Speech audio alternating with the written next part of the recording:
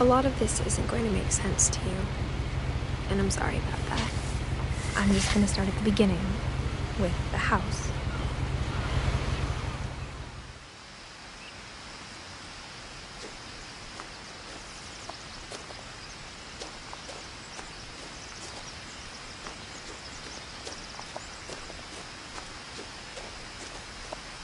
I lived here until I was 11, but I wasn't allowed inside half the rooms.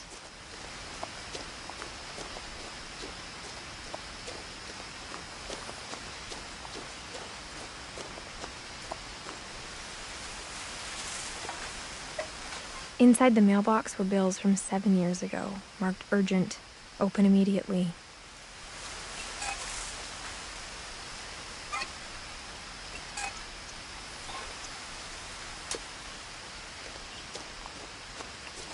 I hadn't been back since my brother Lewis's funeral.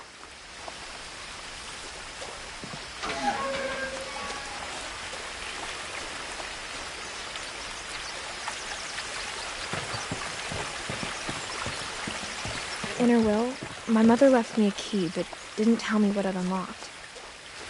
Maybe she thought I'd know, or she thought that the mystery would be enough to bring me back.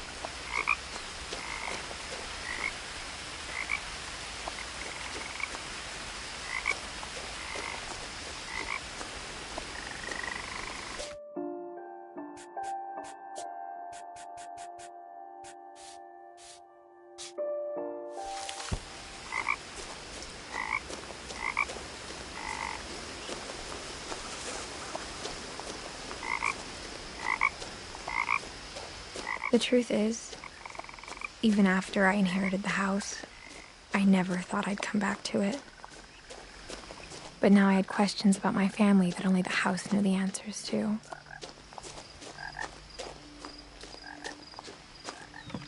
The woods around the house have always been uncomfortably silent, as if they're about to say something but never do.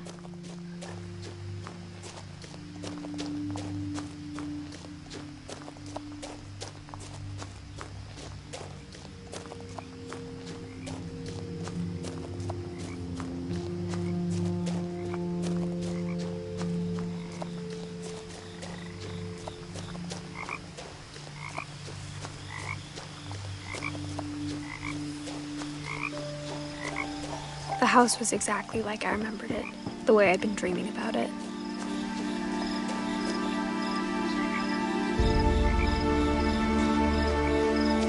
As a child, the house made me uncomfortable in a way I couldn't put into words. Now, as a 17-year-old, I knew exactly what those words were. I was afraid of the house.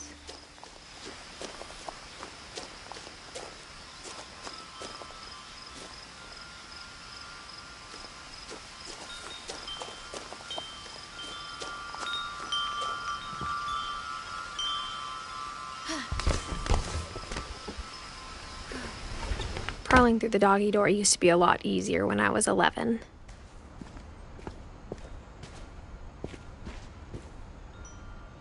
The power had been turned off the night we left.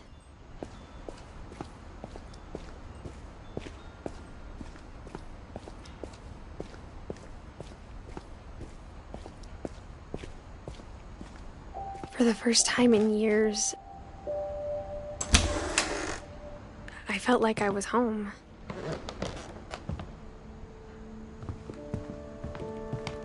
But instead of a family, there were just memories of one.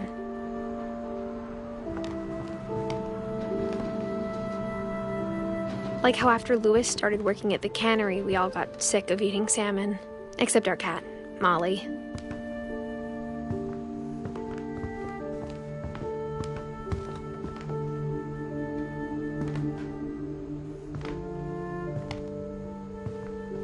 Nothing in the house looked abnormal. There was just too much of it, like a smile with too many teeth.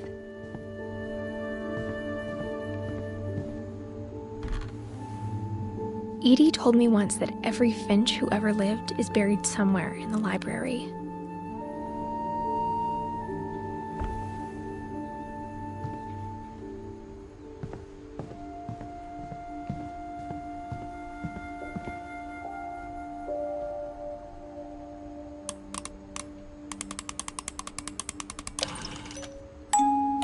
Great-Grandpa Sven built a music box for Barbara, along with the rest of the house. Mom always told me to stay out of the basement, so I wasn't too surprised when the key didn't fit. Even the fireplace had a story. Edie told me the bricks came from the original house, after it sank.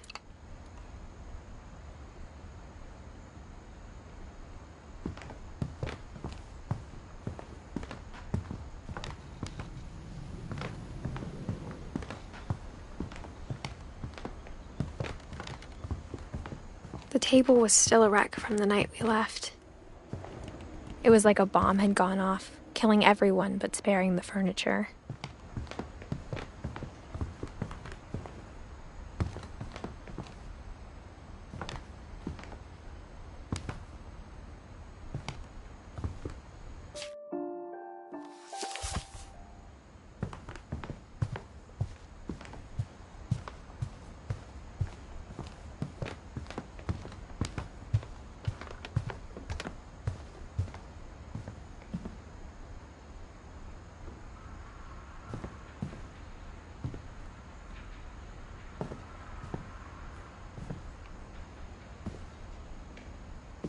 After Milton disappeared, Mom sealed up all the bedrooms. Then Edie retaliated and drilled peepholes.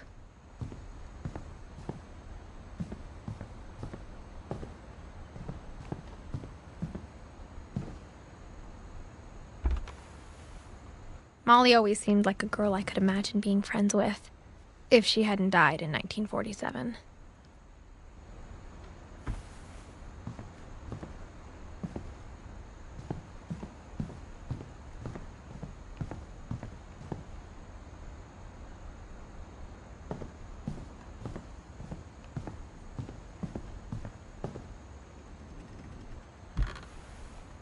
Barbara was a child star for 2 years, until America grew out of it.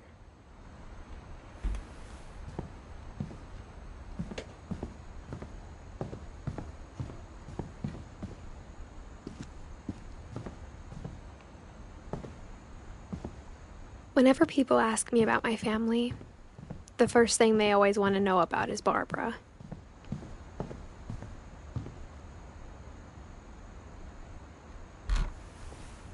My Grandpa Sam spent 7 years sharing a room with his dead brother, Calvin.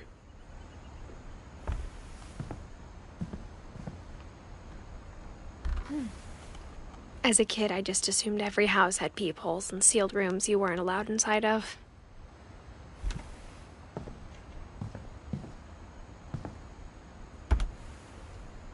The last time I was in Edith Sr.'s room, I was 10 and she was painting my portrait.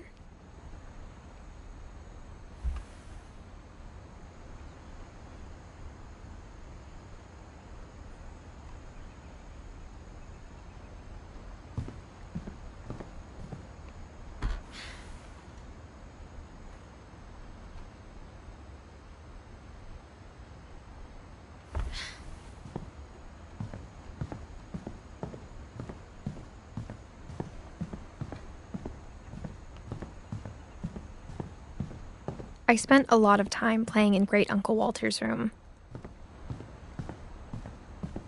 Louis told me there were secret passages, but I never believed him.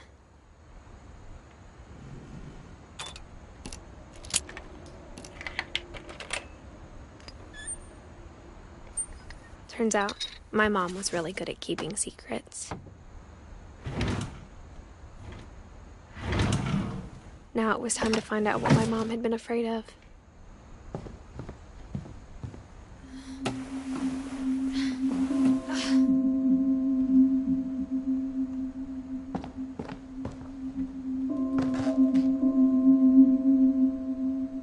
Reading this, maybe it sounds like I had a plan, but I had no idea what was behind that door.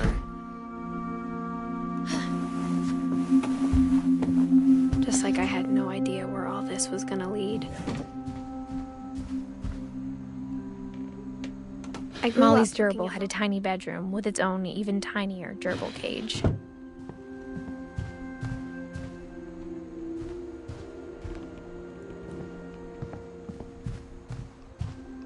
I got the sense Edie had spent a lot of time here before my mom sealed the doors.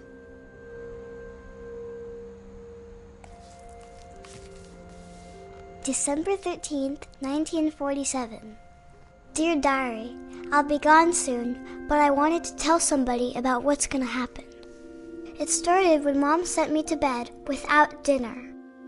I woke up and I was starving, so I looked around for something to eat. The gerbil food was dry, but I didn't mind it.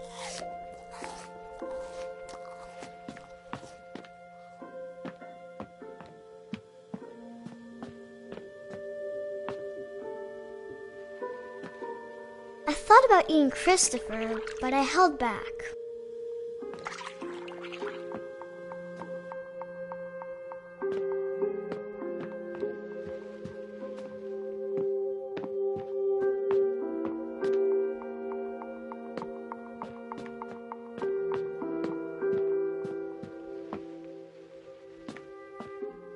My Halloween candy was all gone.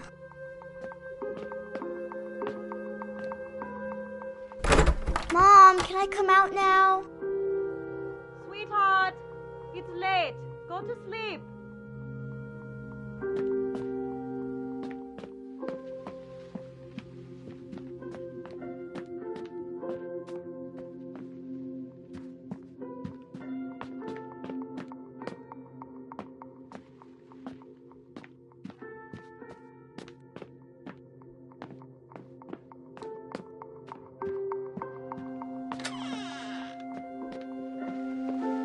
I kept eating and eating.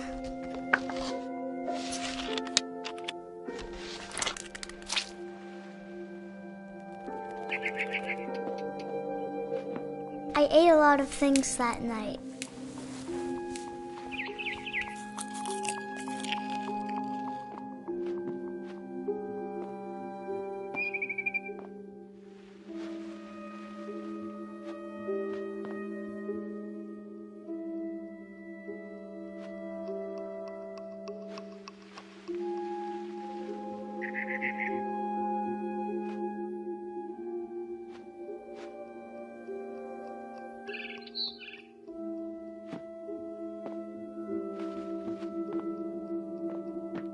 Then I heard chirping outside my window.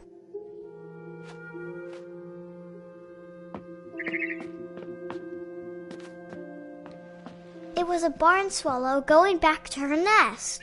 I reached out for her.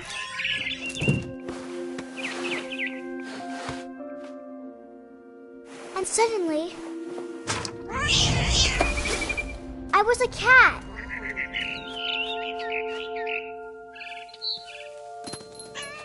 I tried to be quiet, but the bird was really scared.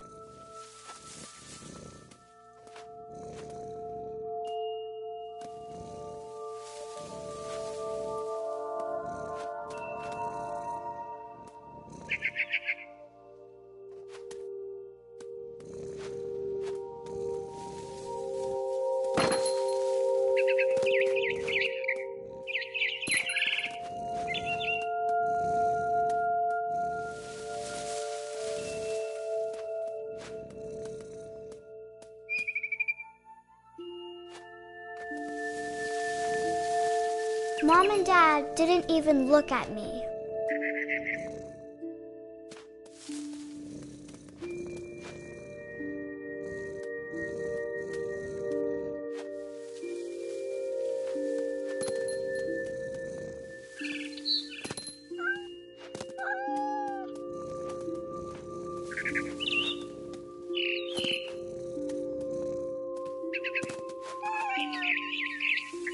I jumped and I almost got her.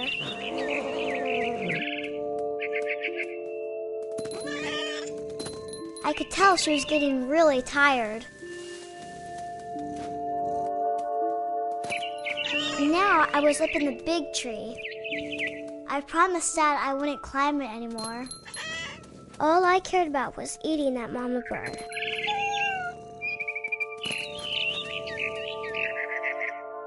I gobbled her up. And suddenly, I was an owl. First, all I heard was the wind. Then I heard little teeth nibbling in the grass.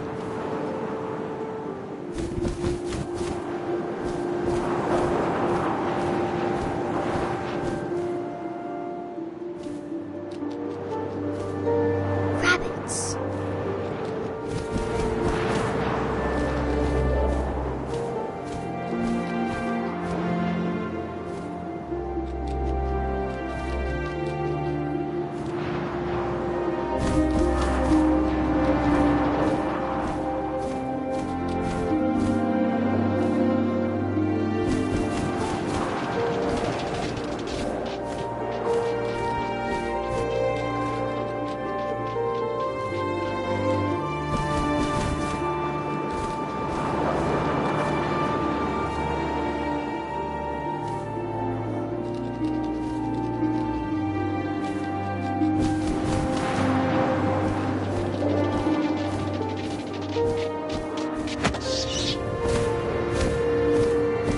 I imagined his face looking up and seeing mine through my talons.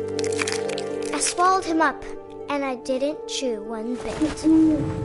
Then I flew off to find something bigger.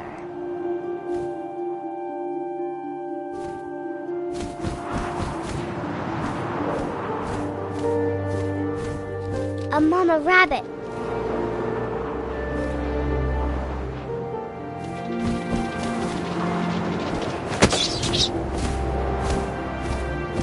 She was almost too big to carry.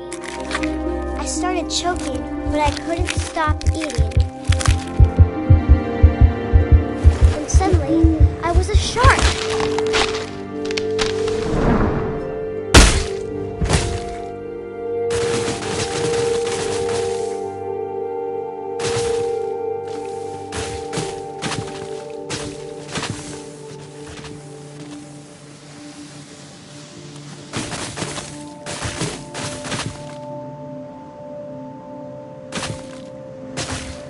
I rolled off a cliff and into the ocean.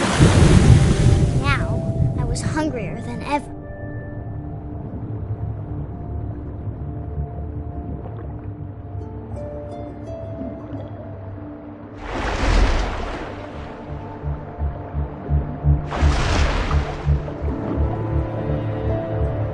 I wanted fat, juicy seals.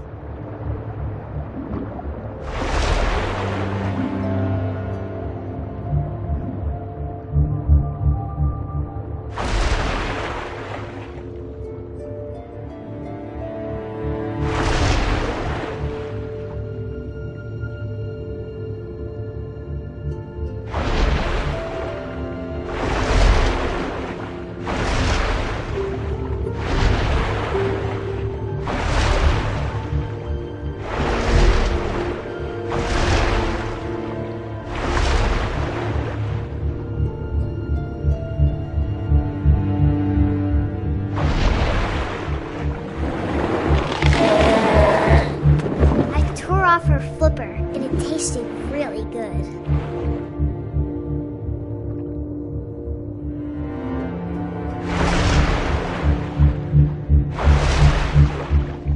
I grabbed on tight.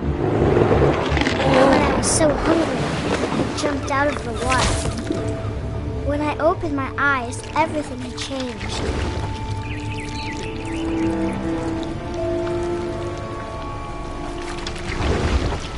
Now I was a monster, and I smelled people everywhere.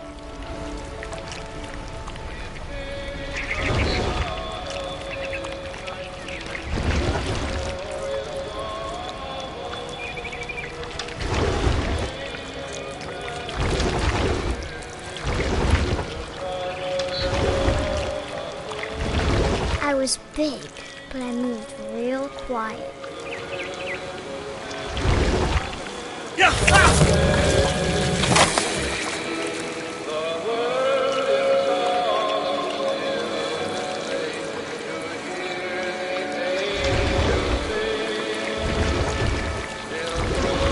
I wanted to stop, but also I didn't.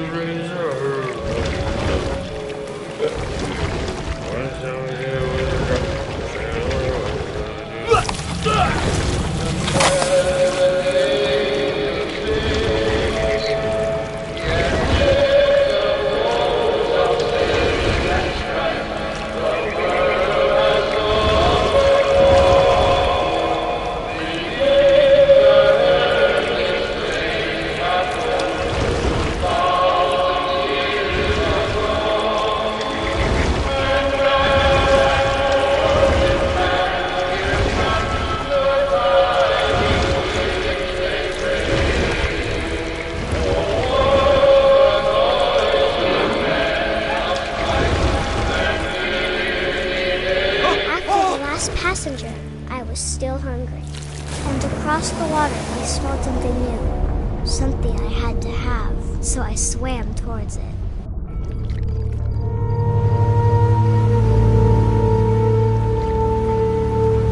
I slithered onto the sand, and the good smell went into an old pipe.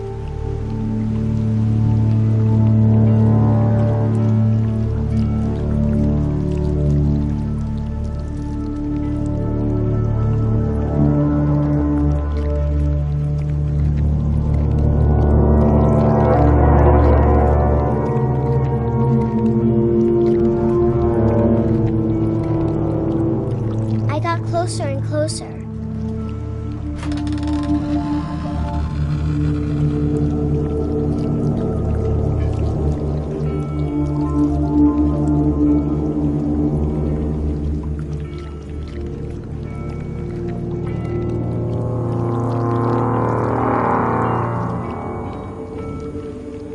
All of my stomach started growling. And suddenly, that was me again. I held my breath for a long time, but I couldn't hear anything. I think it's waiting for me to fall asleep. But it's not going to wait much longer. It needs to feed, and we both know I will be delicious.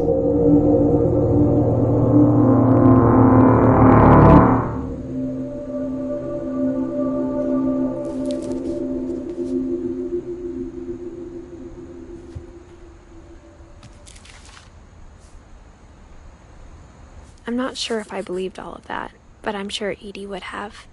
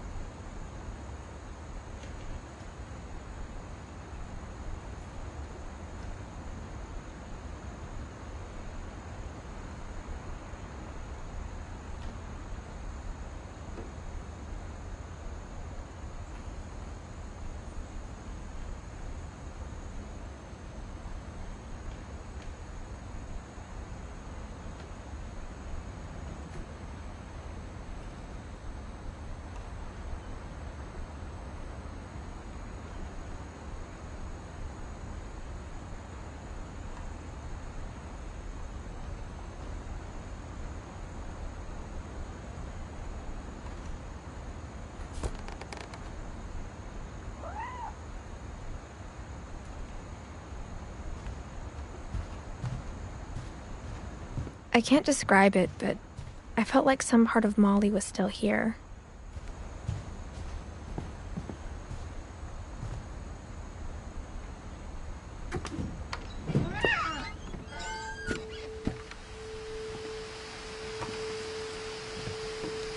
This will be obvious later, but my mom never told me any of these stories.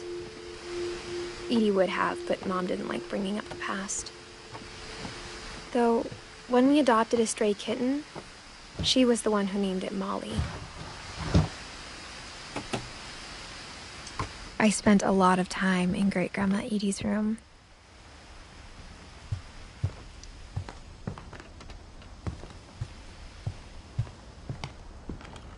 Her room was like a museum.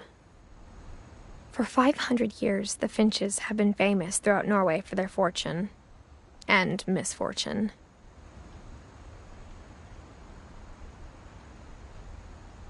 Odin Finch buries the latest victims of the family curse, his wife Ingeborg and their newborn son, Johan. On January 7th, 1937, he set sail with his family and his house, hoping to leave the curse behind. But 40-foot waves off the coast of Washington send the house and Odin to the bottom of the sea. Odin's daughter Edie, with husband Sven and baby Molly, step ashore on their new home, Orcas Island. Odin Finch is the first to be buried in the new family cemetery. His daughter Edie is already dreaming of a new Finch house.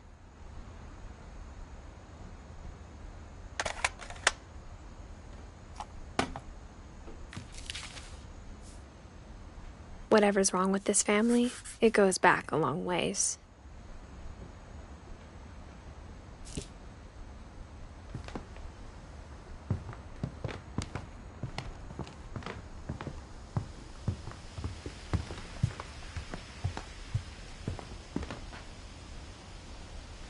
When Edie told people Sven was killed by a dragon, she could also...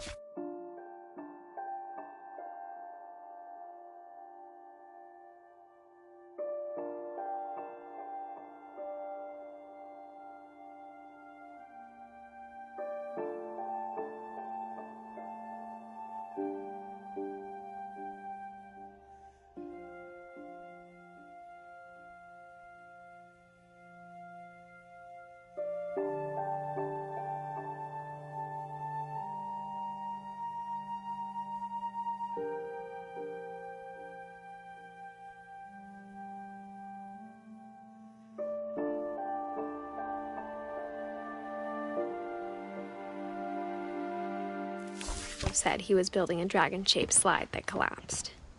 Even in her 90s. Sometimes Edie seemed a lot younger than my mother. The only trace Grandpa Sam's first wife, Kay, left on the house was the pink bathroom.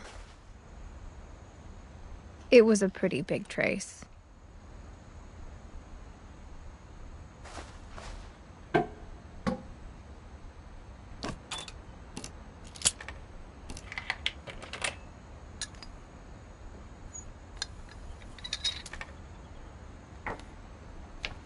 There's a secret in this bathroom. It's in the last place you would look. It isn't in the cupboard. It's hidden in this book.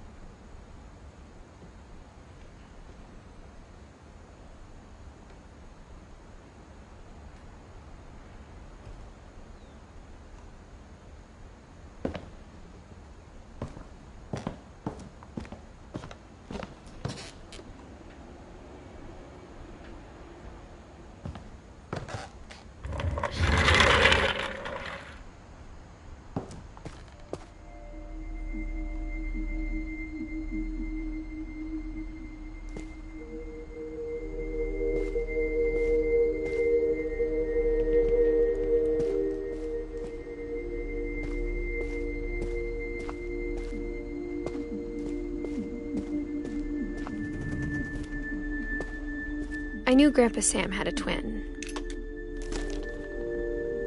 and that he never talked about him.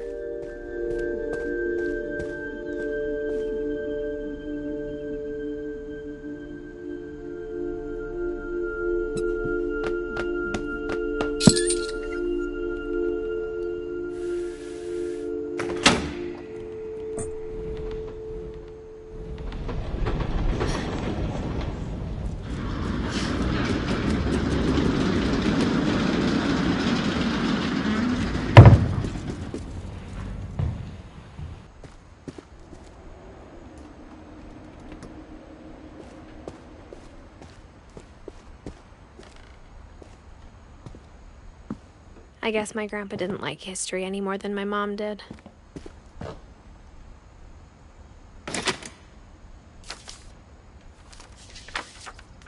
How I Want to Remember My Brother by Sam Finch. The thing I remember is that when he made up his mind, that was it.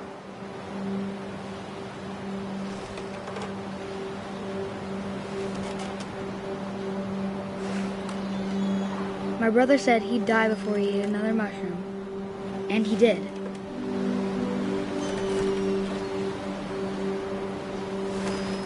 At Barbara's funeral, we swore we'd never be afraid again, and he wasn't. I think Calvin always wanted to fly.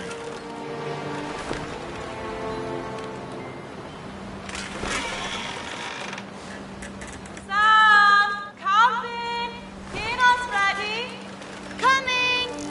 But that day, he finally made up his mind to do it. I told him going around was impossible. Maybe if I hadn't said that, Calvin! I'm not gonna tell you again! maybe if the wind hadn't picked up,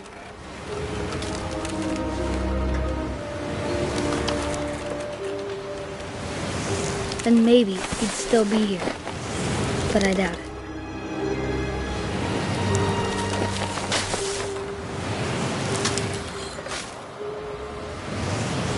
I think he'd already made up his mind.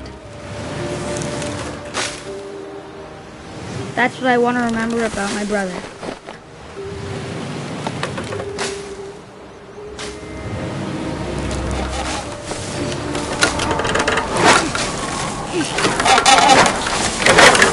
The day he made up his mind to fly. And he did.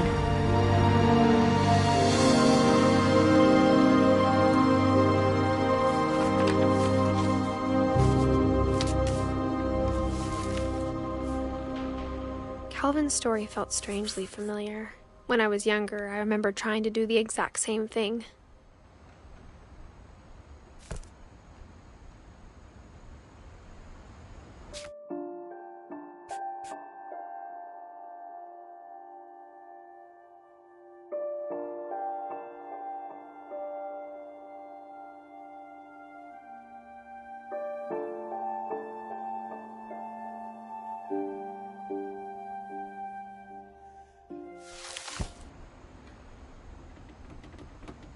After the funeral, Edie roped off Calvin's half of the room.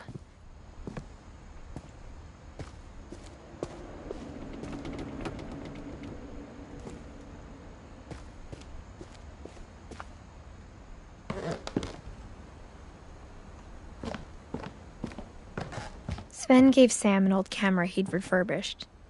He never put it down.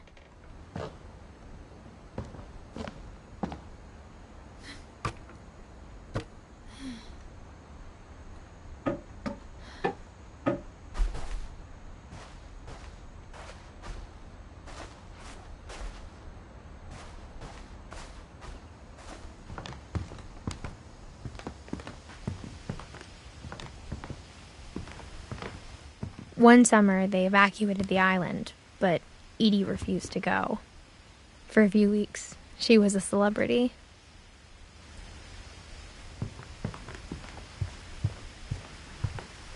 Edie gave a big interview about a mole man living under the Finch house. My mom was furious. Louis died a week before we left, but Edie had already started to memorialize him. Great-grandma had always been the family's biggest fan.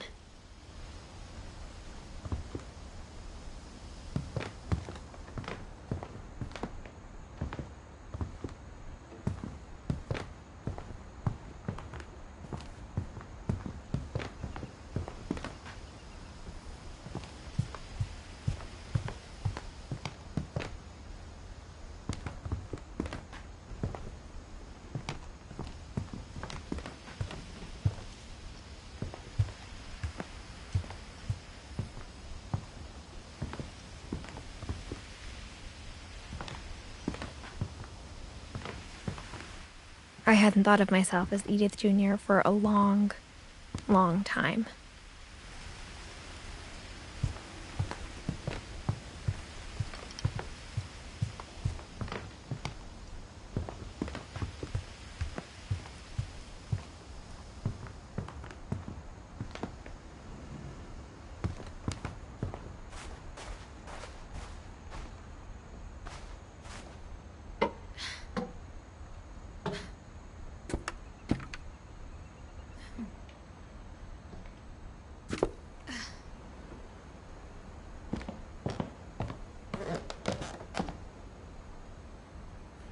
From the paintings on the wall, it was clear my brother Milton had been here before me.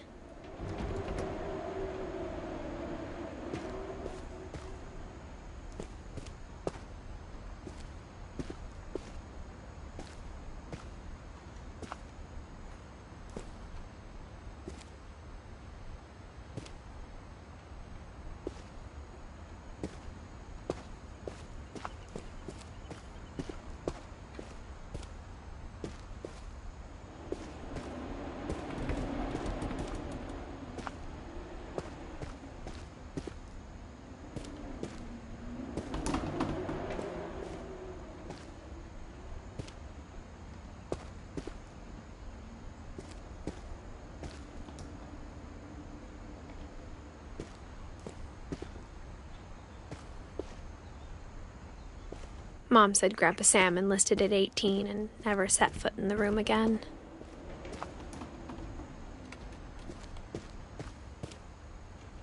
The passages were a pretty tight fit. They'd obviously been built for smaller hands and bellies.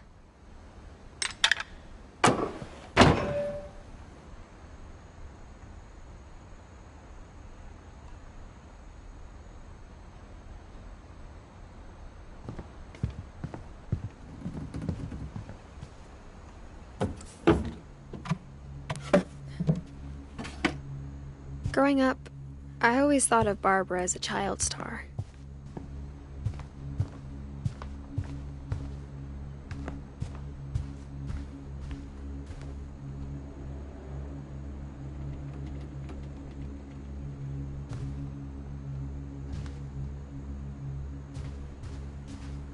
I never thought about how hard it must have been for her afterwards.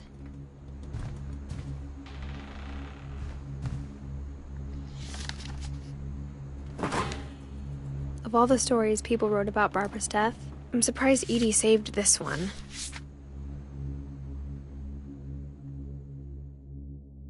Old Jack here with another ghastly tale inspired by America's most unfortunate family. I'm calling it The Surprise Ending of Barbara Finch. As a child star, Barbara was famous for her scream. Now at 16, she was all washed up. A has-been. But in a lucky break, she'd been asked to perform her signature scream at a local convention for monster movie fans. It was just the boost her career needed. Unfortunately, her scream hadn't aged well. Getting better. I think you just need the right motivation. Her biggest fan and current boyfriend, Rick, was about to demonstrate when... Now that was a great scream. It was Barbara's father, Sven. He'd slipped into a table saw and had to be rushed to the emergency room. So Barbara got stuck babysitting her youngest brother, Walter. Her convention comeback was cancelled. Okay, I'm hearing frustration, but I'm not hearing terror.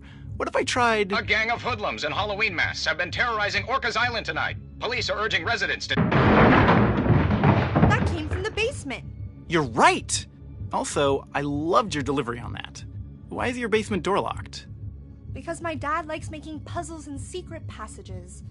There's a key hidden in the music box.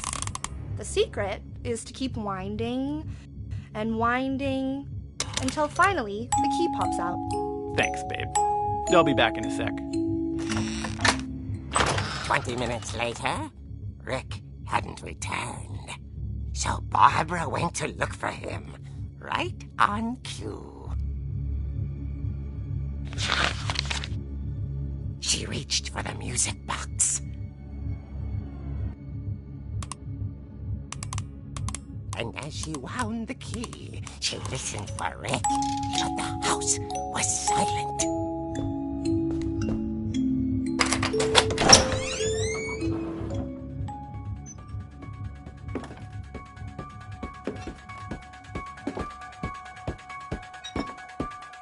She found Rick's crutch and imagined the worst.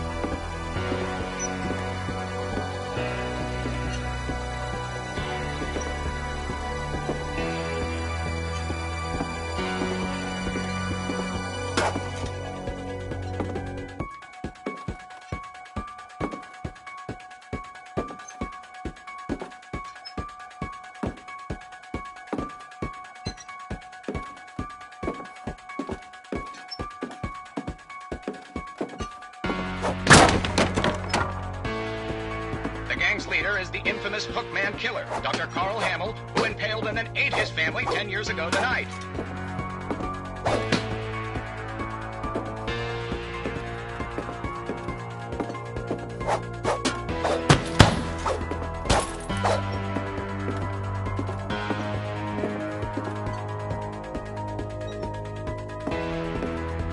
The old fridge rattled and grew still.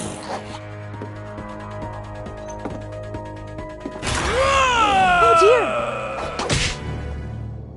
Oh! Rick?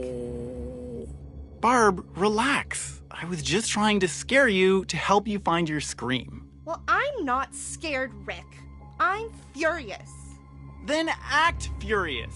All I'm getting from you now is that you're hurt and confused and... She threw him out, but she kept a little something to remember him by. Barb, have you seen my other crutch? And she was still holding it when she fell asleep watching the late picture show. Hours later... Barbara! Walter, what's going on up there? Ah! Okay, I'm coming up, but if this is a trick, you're dead, Walter.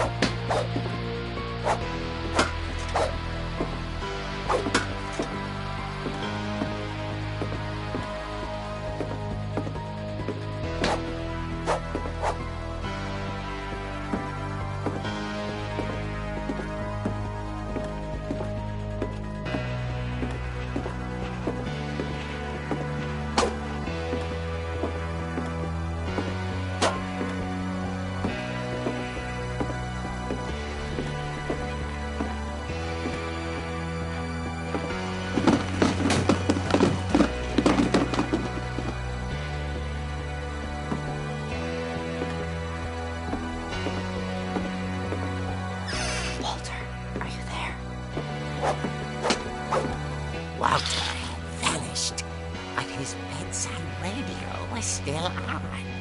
Orcas Island police described the man as 6 feet tall, with a steel hook for a hand.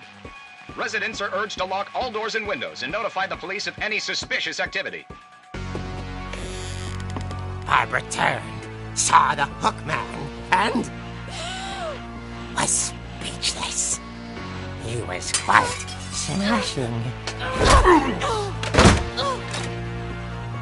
And there he was. He couldn't get enough of Barbara. Okay, Barbara. There's gotta be another way out of here.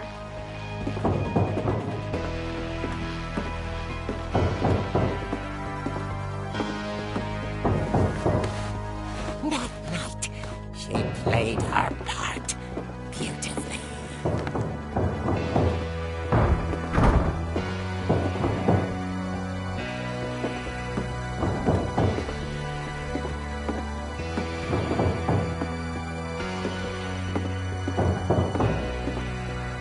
She thought about abandoning Walter, but just couldn't do it.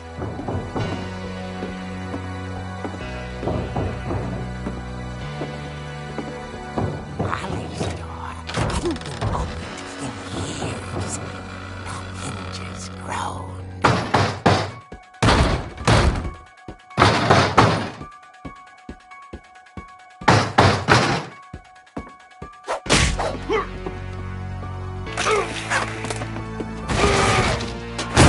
He wasn't moving, but she sensed the story might not be over yet.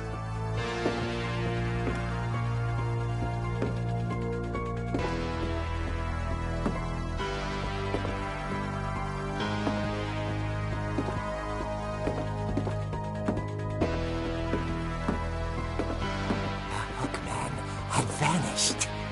She listened for his breathing, but all she heard was...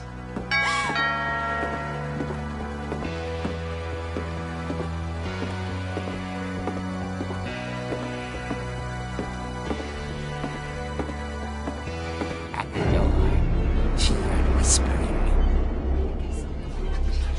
It was coming from inside the house.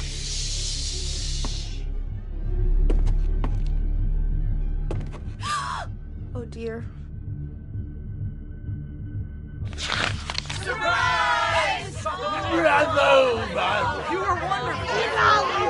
The monsters had come to surprise her.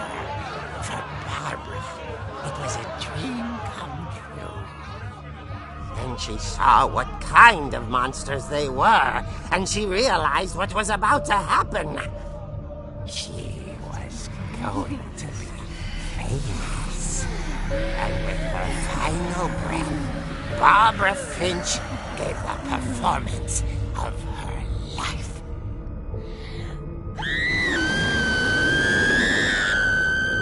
I wasn't there myself, but I hear Barbara was magnificent. Poor girl. She had a taste for stardom. But unfortunately, so did her fans. Of course, the police blamed it all on poor Rick, who disappeared the same night. And little Walter? Hiding under his bed the whole time. He took it all pretty hard, but that's another story. As for Barbara, tucked inside the music box is all they ever found of her. Her ear. Now that's what I call a real eerie tale.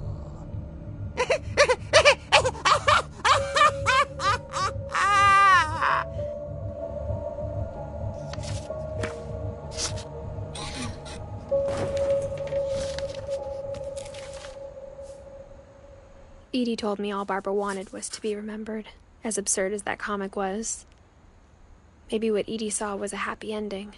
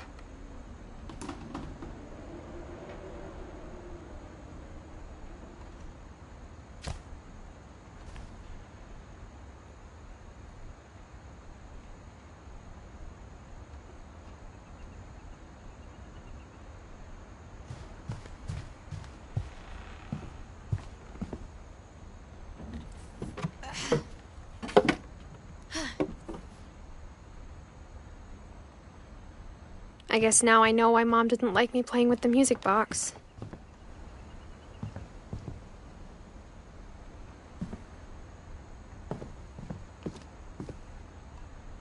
Mom must have locked the third floor stairs on the night we left.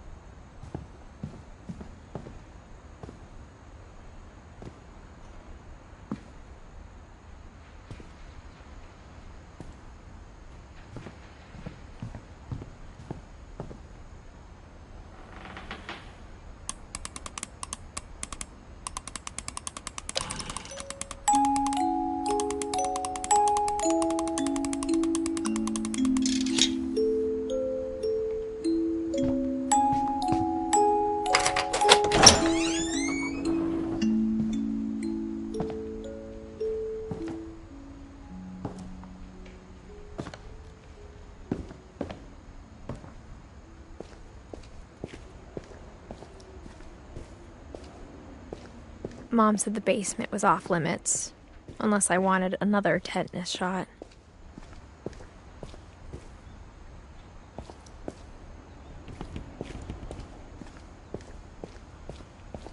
I saw Edie sneak down to the basement once, carrying packages. I thought maybe she was hiding presents.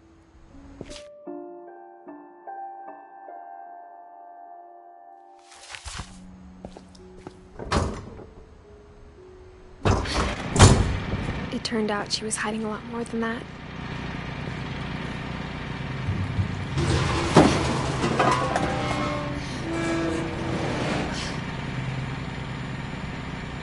I remember asking Mom once about where Walter had gone. She said after Barbara died, he got as far away as he could. If there's a pattern in all these stories,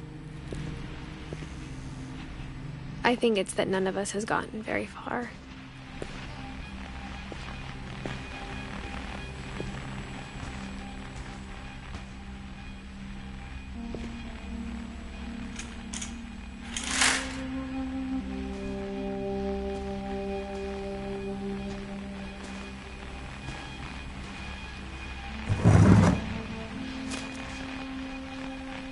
Goodbye, everyone. I can't believe I've been down here for 30 years. On that first day, after the shaking started, I didn't think I'd survive a week.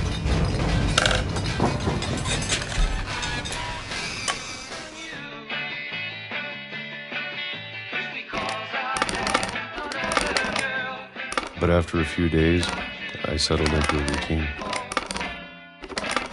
That's what kept me sane.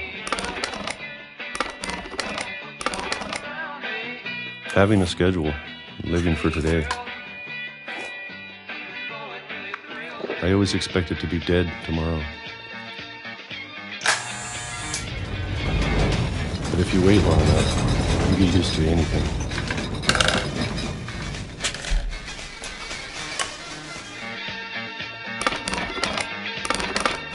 Even a monster on the other side of the door starts to feel normal. Almost friendly.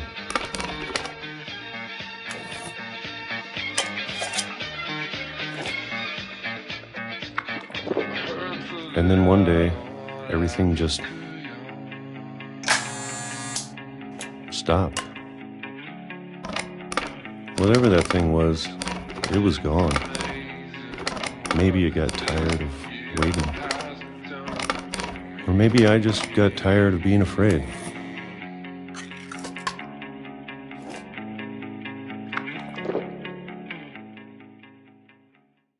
It's been a week now, the longest in 30 years. I'm done waiting. I have to leave while I still can.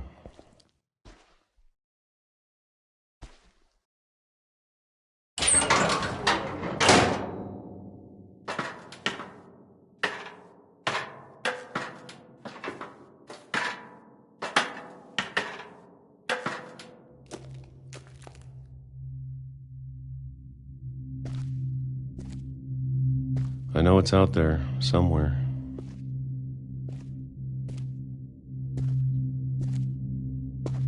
Whatever killed Barbara and Molly and Calvin.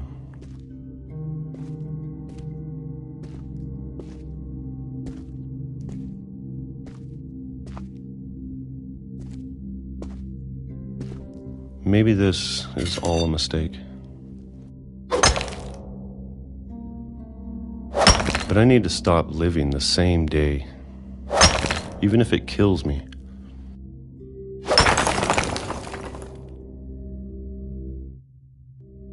Whatever's out there, I want you to know I'm ready for it. I'm going to appreciate all of it, especially the food. I don't mind if I only have a year left. Or a month. Or a single week. I'd be happy with one new day. I can already imagine the sun on my face.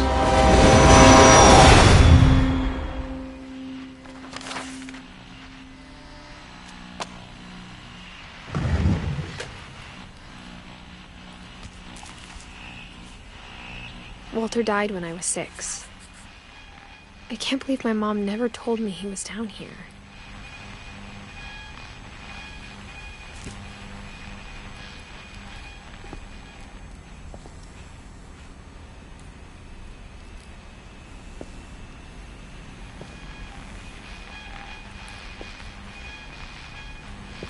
I'm sure my mom was trying to protect me.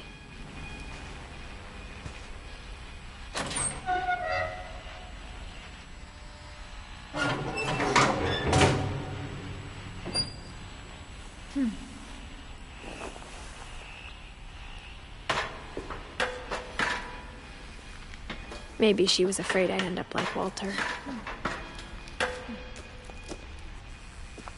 But if she never told me about an uncle under the house,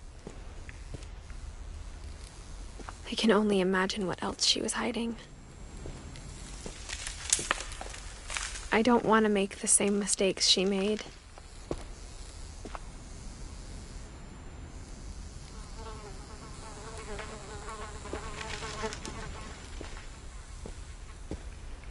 Trying to bury something that's still alive.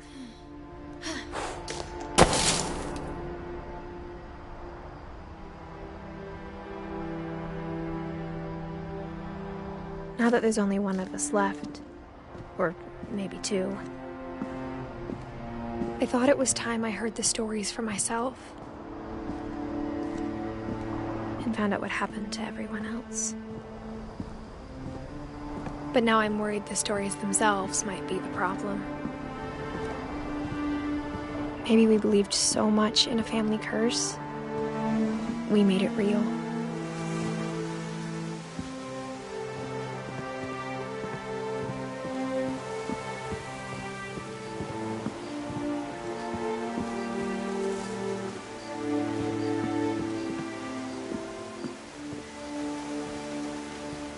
I don't know if I should even be writing this.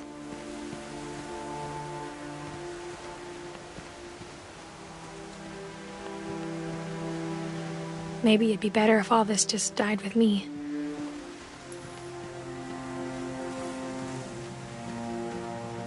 But I thought you should know about your family.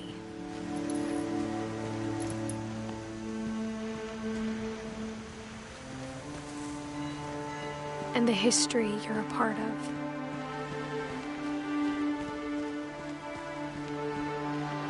Though to be honest, I feel as lost as you probably do right now.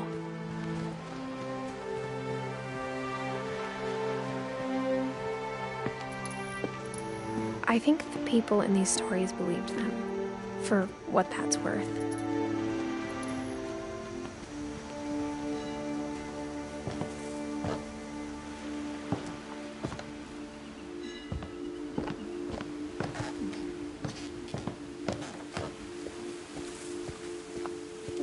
Look at the house.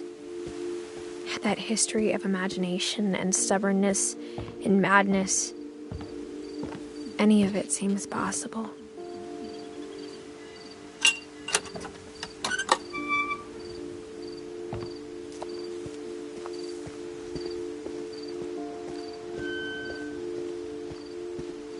I think we've been surrounded by death for so long, we've just gotten used to it.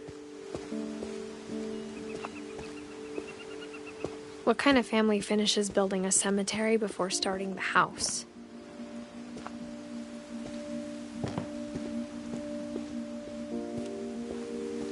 It's embarrassing for me to admit this, but the pet cemetery made me more uncomfortable than the human one.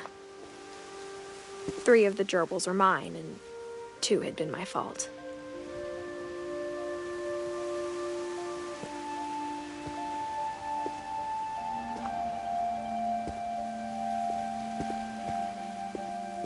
Sven built the house, but it was Edie who designed the cemetery.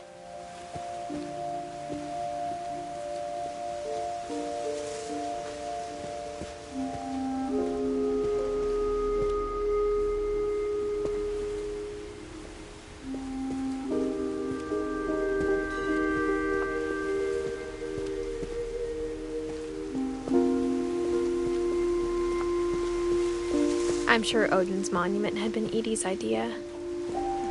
My mom was always trying to move on, but for Edie, the past never went away.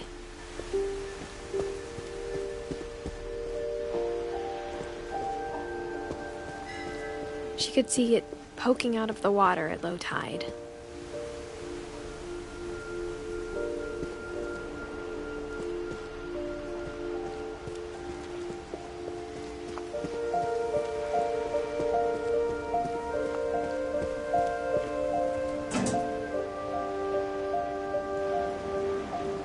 Edie said she dreamed about the old house every night.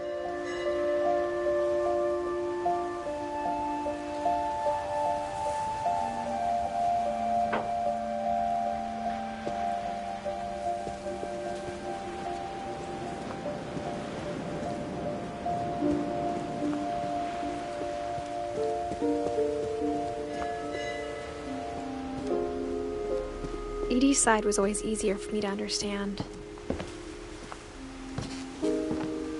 But the older I get, the more I can see where my mom was coming from. Her dad had been pretty strict, but it wasn't enough to save her brothers. She was just trying to do better. She lost 2 of her brothers, just like I did. I get why she tried so hard to protect us. There's so many things I wish I could ask my mom now. Part of me thinks this is what she wanted all along. For me to come back someday and find everything out for myself.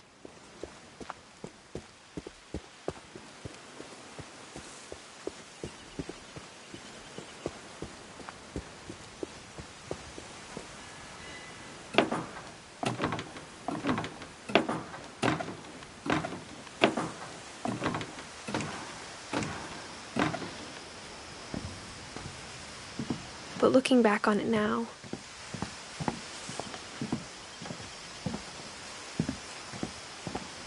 if she told me there was going to be so much climbing, I never would have come when I was 22 weeks pregnant.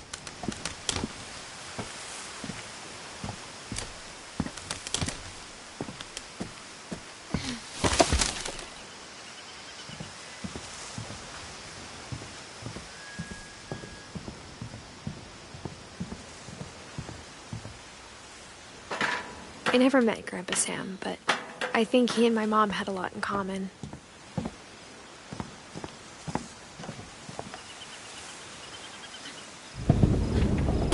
They were both pretty intense. Sam spent his life shooting photos, but Mom said he got nervous being in front of the camera. I guess we're all afraid of something.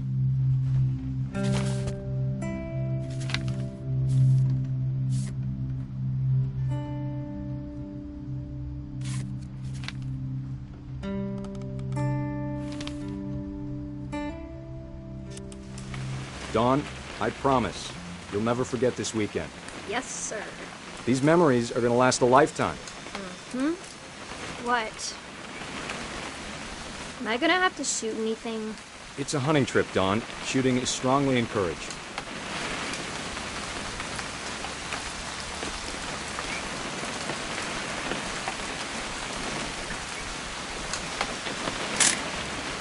Shouldn't we be leaving? Just want to get a shot of you, Dawn, then we can take off. Perfect. It's gonna rain the whole weekend, isn't it?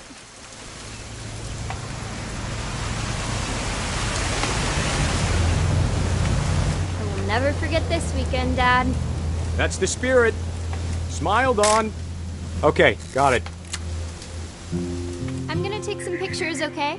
Just be careful. That camera's older than you are.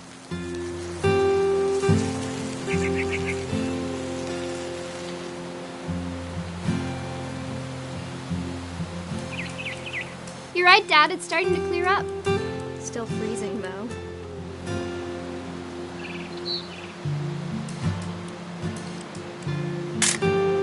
Aw.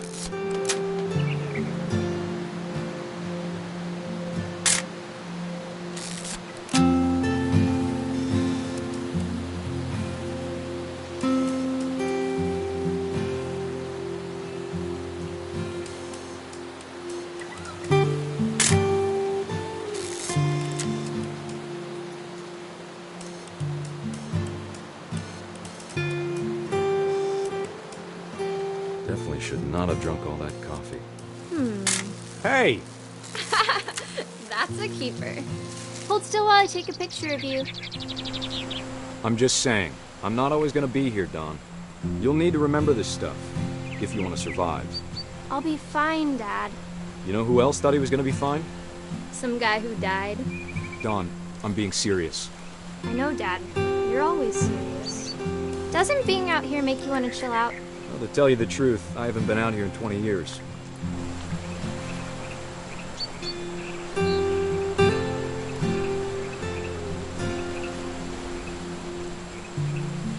Last time I was with my brother Calvin. Man, that was a great trip. Dawn, don't you think you could find something more interesting to photograph? You don't need to waste any more film on me, kiddo.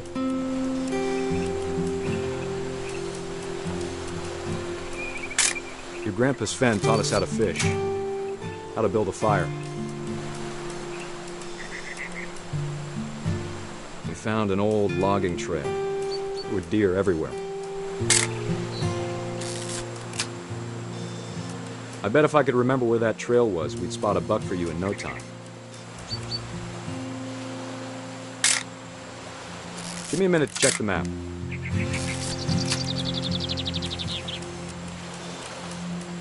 Dad! Good eyes, Dawn. Before you take the shot, let me get a picture of you.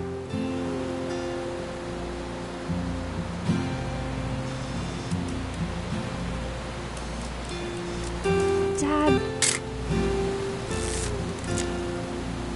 Let me get behind you. Do I have to do this?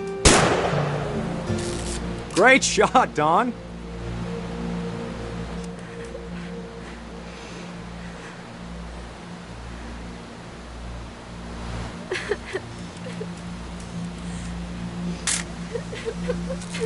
I'm proud of you, Dawn.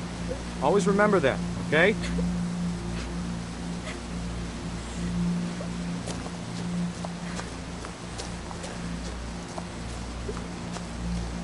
Sorry, Dawn, just gotta reset the timer.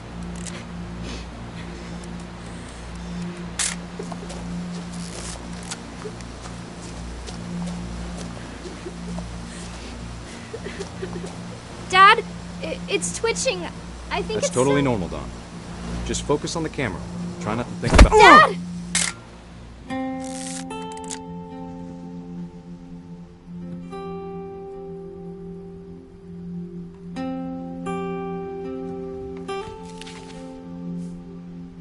Of all these stories, that's the one I wish most that my mom had told me.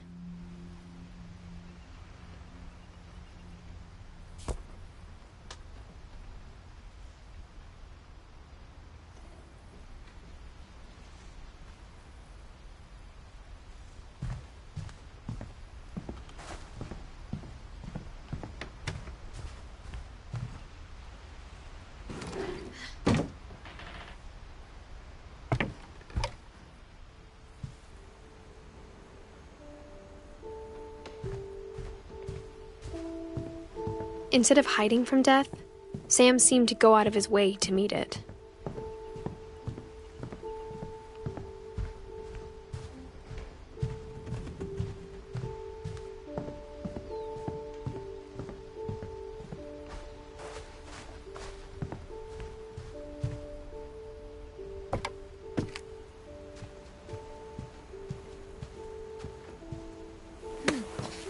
After Sam died, my mom and Edie got really close. They'd both lost a lot.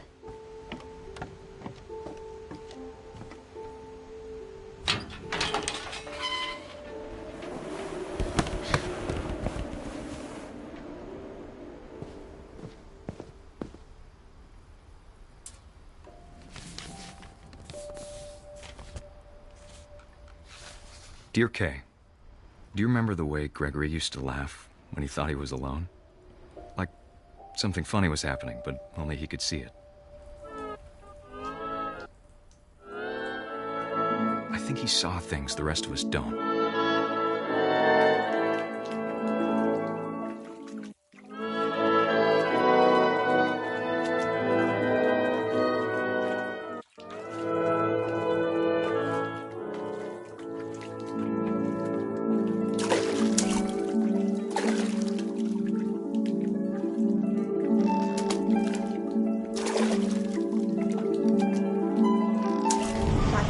Gregory, it's time to...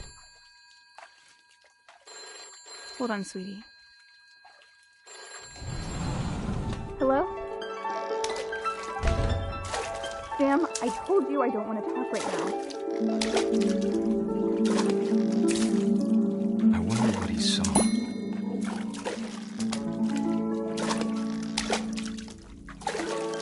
What his world was like.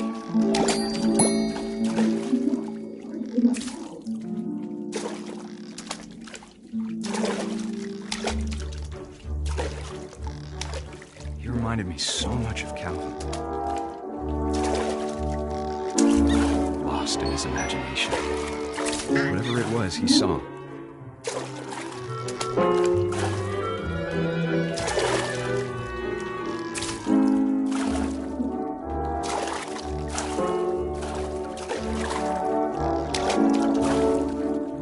It sure made him happy.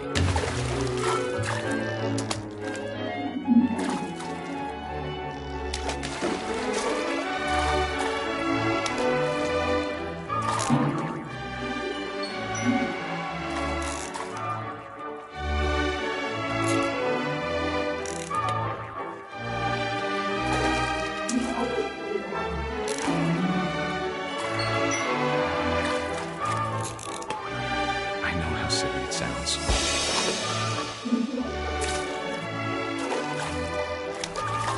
But I worried about a baby being too happy. I could feel him slipping away. Sorry about that, Gregory. I know you did everything you could. Maybe if I hadn't called that night.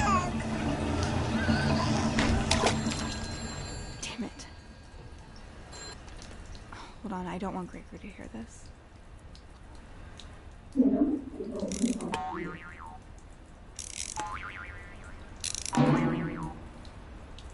I wish he could have told us about the world he saw.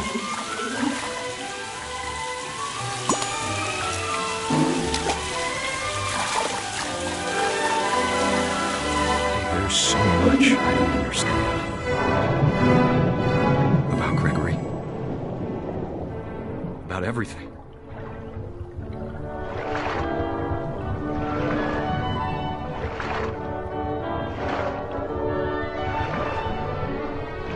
But I know what happened wasn't your fault.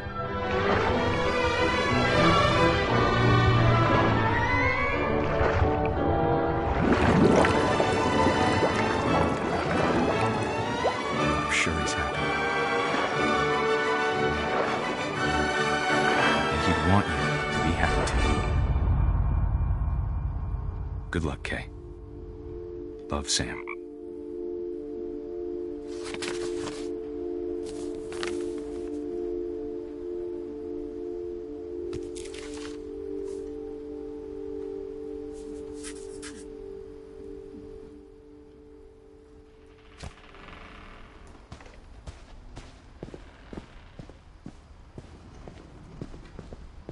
can't imagine my mom ever writing poetry, and yet... A poem for Gus, who always said the wedding was a bad idea. Our father never hit us kids, at least not very hard, before the day my brother said with teenage disregard that he'd be dead before he'd see a wedding in our yard.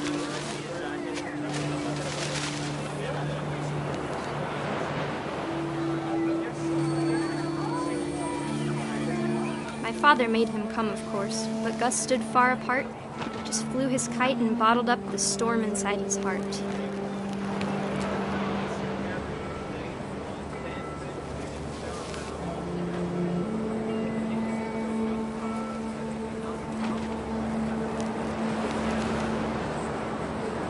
I tried to talk him out of it, but though he'd never met her, "We don't need a stepmom," were the words that I now pronounce you husband and wife.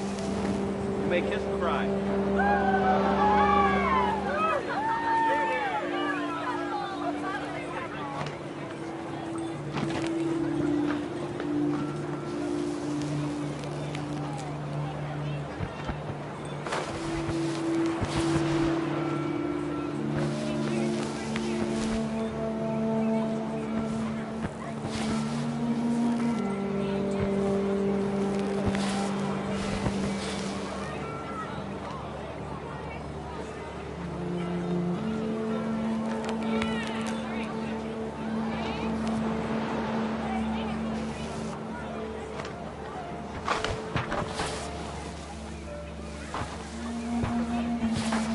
When the time for photos came, Dad ordered him to come here.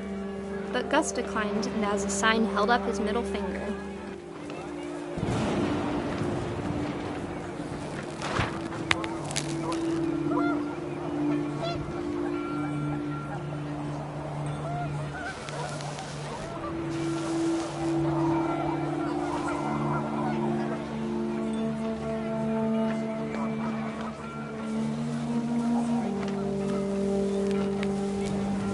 The wind picked up, and panicked geese appeared and quickly went. But all the humans did that day was go inside the tent.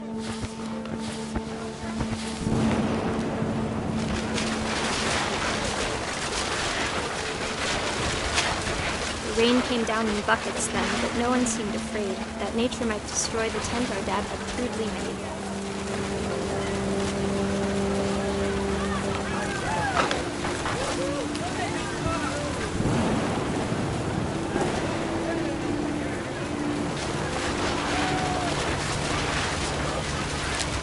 Thunder sounded much too close and full of angry power.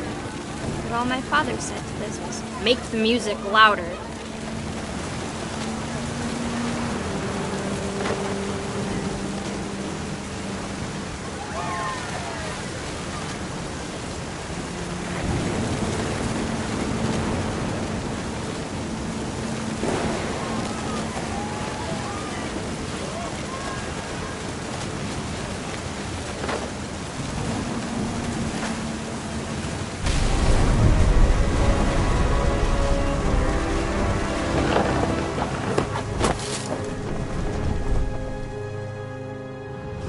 I wish that I could truly say I thought about you on that day. Out there on the beach alone, just you, the wind, the sea, and foam. But I didn't, until we found you.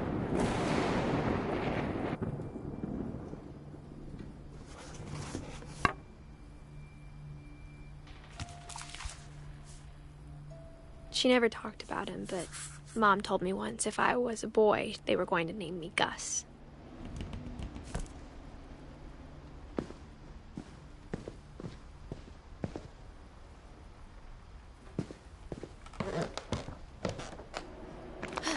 My mom moved up to the loft after her brothers died. At the time, it was as far away as she could get.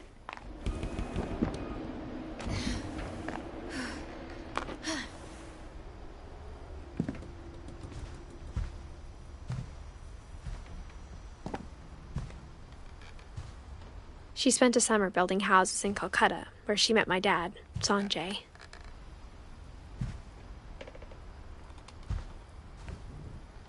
My mom moved to India a week after graduation and got a job teaching English.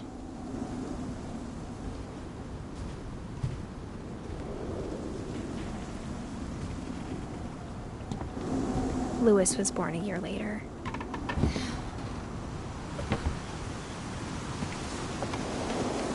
When my dad died, I don't think Mom knew where else to go. I'm sure Edie was happy to have her back.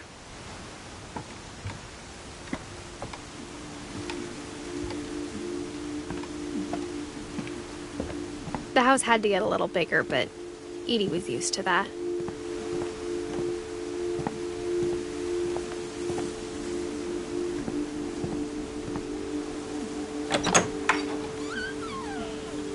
And for a while, things were good, almost normal, but it didn't last.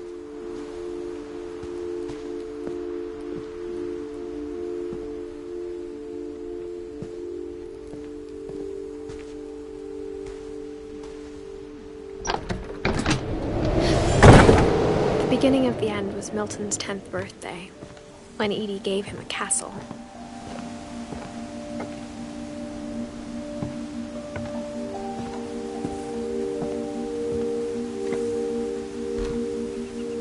After Milton disappeared, the only thing he left behind was a room full of paintings.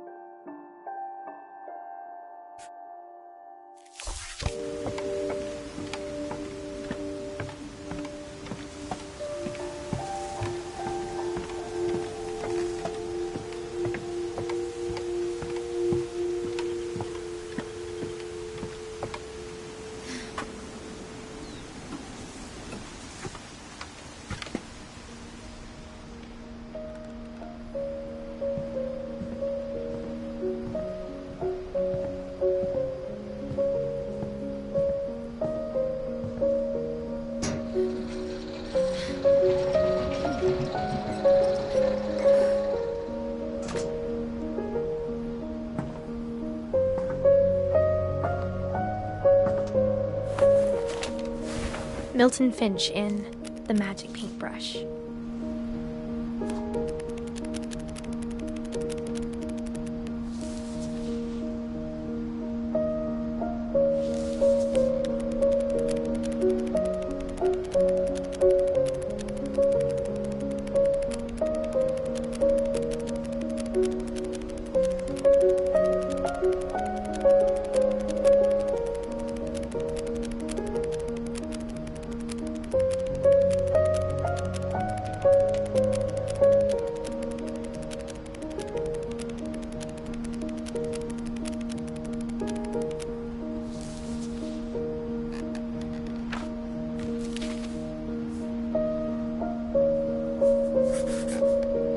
I was 4 when Milton disappeared.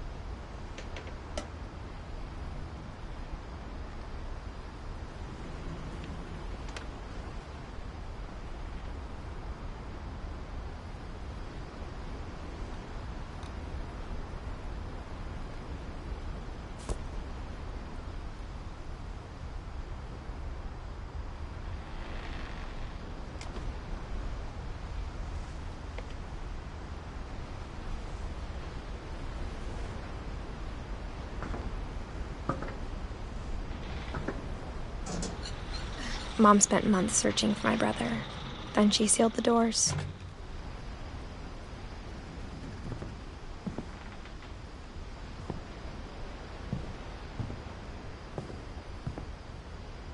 Whatever Milton had found in the house, Mom didn't want it getting out.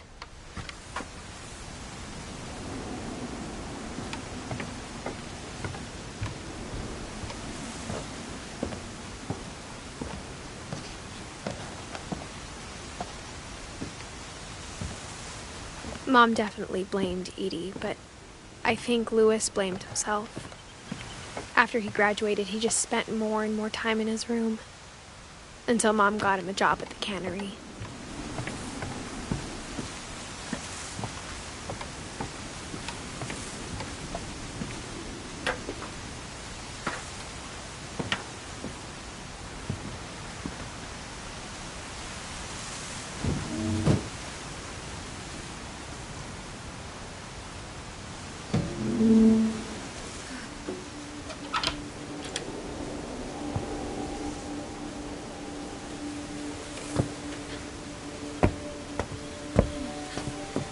Louis's room smelled very, very familiar. That part of him lived on.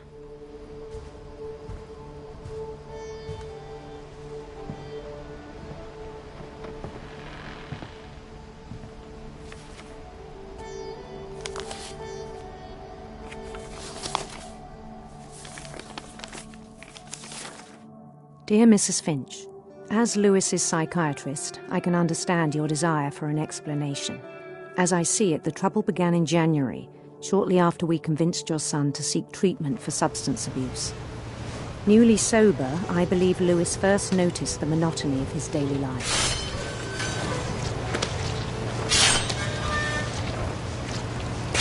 He kept working at the cannery, but he withdrew part of himself. In our sessions, I saw the same behavior.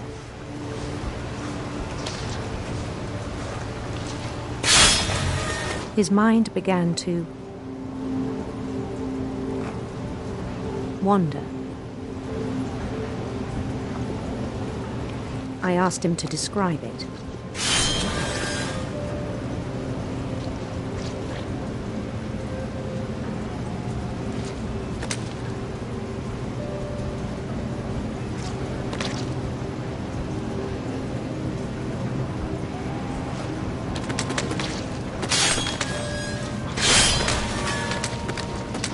He said he started small.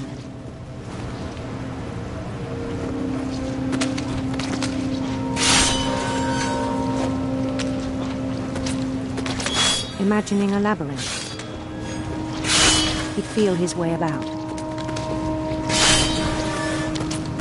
Then something moved.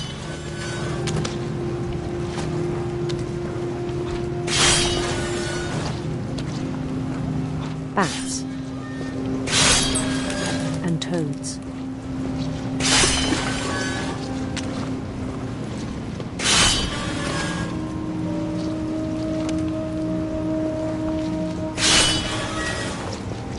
And things that have not names. He knew it was all in his head. But he took it very seriously.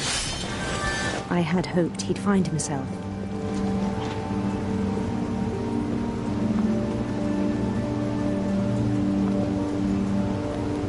But he found something more. I worried about him then, daydreaming at the cannery.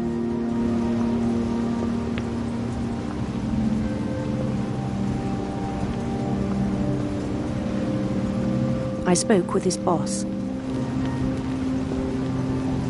but he said Louis had become a model employee, methodical, tireless, focused.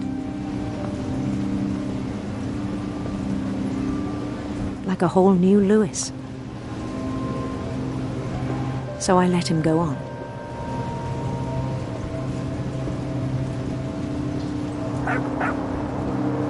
I even encouraged him. It seemed very promising at first. He told me he'd made a new friend,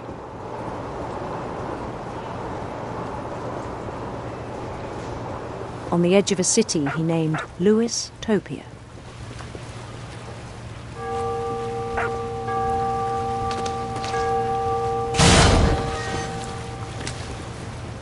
He built the city up slowly, brick by brick.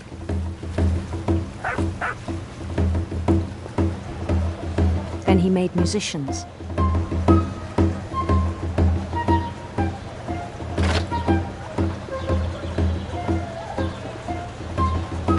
And songs for them to play. He talked about starting a band. And he was always humming something. Every day his imagination grew stronger.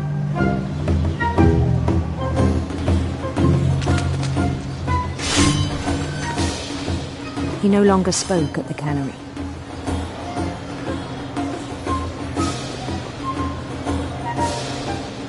But his chopping was as reliable as ever. Then one day it struck him that all the cheering crowds, even the stones under his feet, were all in his imagination, so he could do whatever he wished.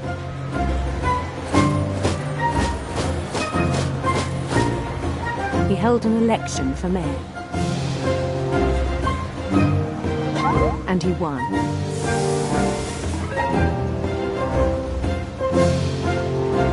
They begged him to stay, but his mind was already wandering. It became a game for him.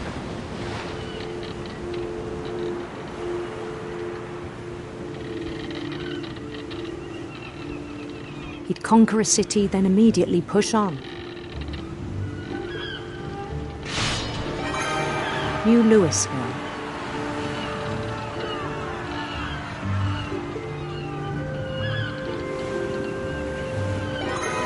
St. Louis. He started drifting away from our reality.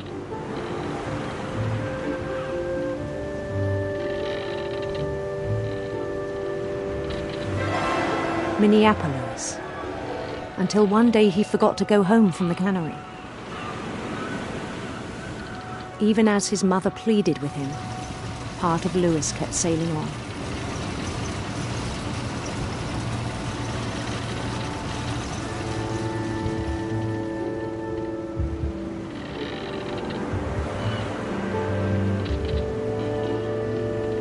In Louisburg, he heard rumors of a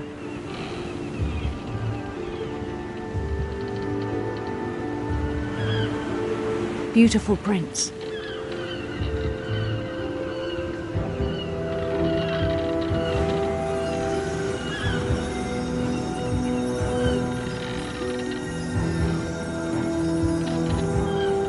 The prince was on his own quest for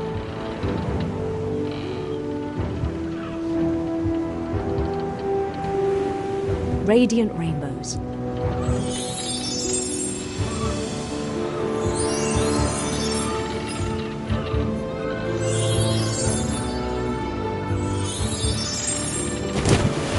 He followed the sound of his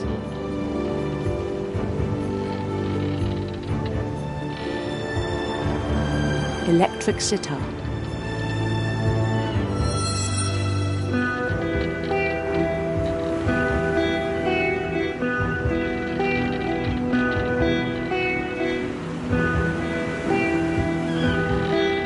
His chase led him to a golden palace east of the sun and west of the moon.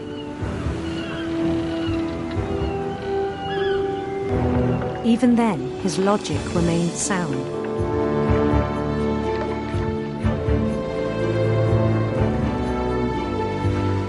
He knew the world was all in his imagination.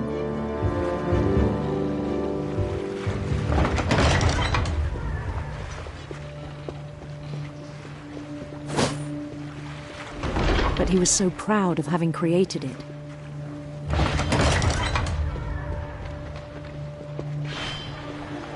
In his own eyes, he'd become something greater than a king.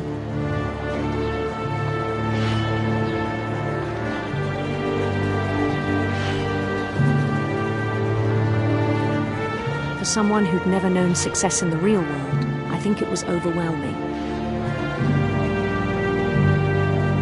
And then it struck him that the real Louis was not the one chopping salmon, but the one climbing the steps of a golden palace.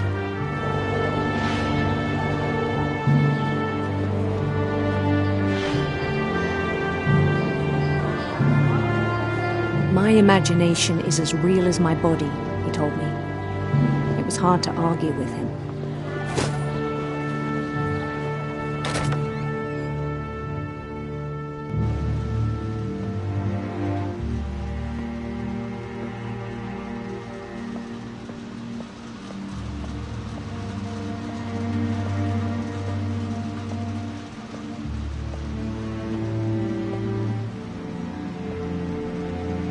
Began to forget the world we know.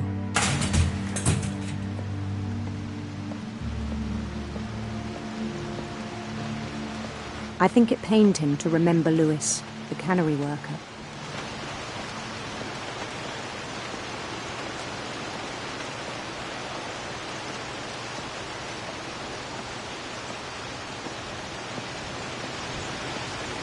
He began to despise the man with a royal contempt.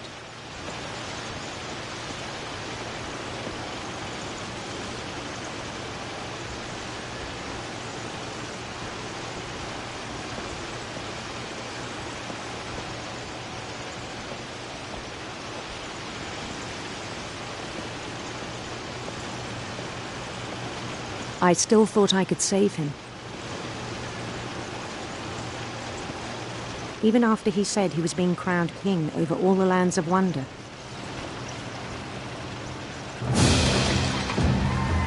The palace would be packed with his companions.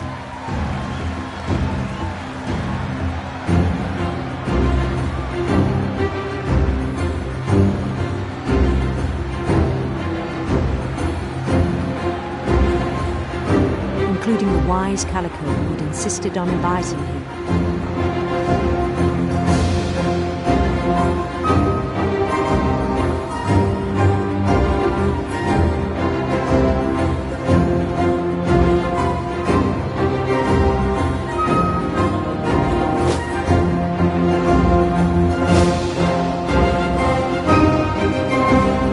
His prince waited, holding his crown.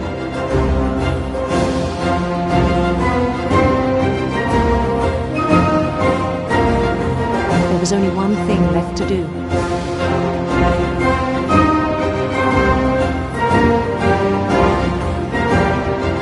Bend down his head.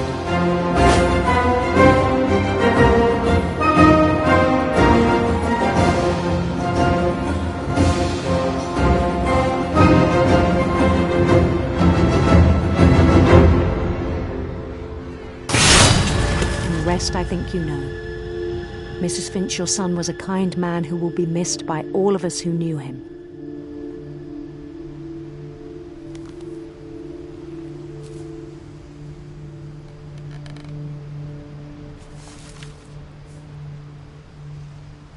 My brother was really cool. I wish you could have met him.